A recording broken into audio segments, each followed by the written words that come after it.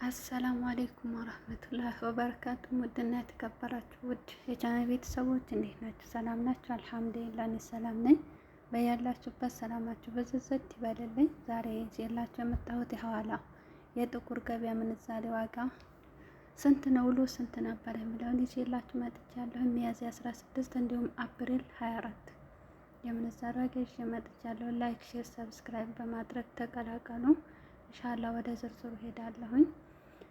አንድ የአሜሪካን ዶላር 157 ብር ከ87 ሳንቲም ሲመነዘር፣ አንድ ዩሮ 179 ብር ከ18 ሳንቲም ሲመነዘር፣ አንድ የስዊስ ፍራንክ 190 ብር ከ75 ሳንቲም ሲመነዘር፣ እንዲሁም አንድ የካናዳ ዶላር 113 ብር ከ67 ሳንቲም ሲመነዘር፣ አንድ የቻይና ዩዋን 21 ብር ከ64 ሳንቲም ሲመነዘር፣ አንድ የኩዌት ዲናር 514 ብር ከ27 ሳንቲም ሲመነዘር በዛሬው ዕለት ሚያዝያ 16። አንድ የአውስትራሊያን ዶላር 100 ብር ከ65 ሳንቲም ሲመነዘር፣ አንድ ፓውንድ ስተርሊ 210 ብር ከ08 ሳንቲም ሲመነዘር በዛሬው ዕለት አፕሪል 24።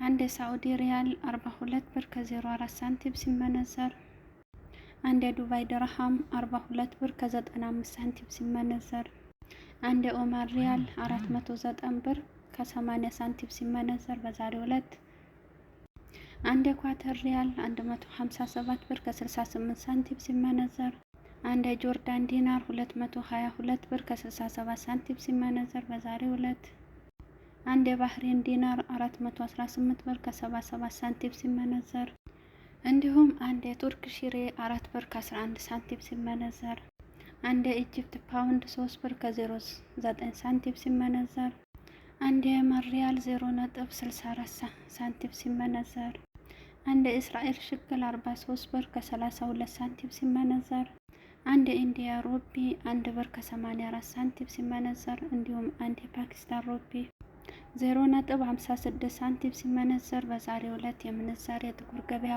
ዋጋ ይሄንን ይመስል ነበር። ለቤት አዲስ የሆናችሁ ላይክ፣ ሼር፣ ሰብስክራይብ በማድረግ ተቀላቀሉ። ኢንሻአላህ በሌላ በተመሳሳይ እስከምንገናኝ ድረስ ወሰላሙ አለይኩም ወራህመቱላሂ ወበረካቱሁ።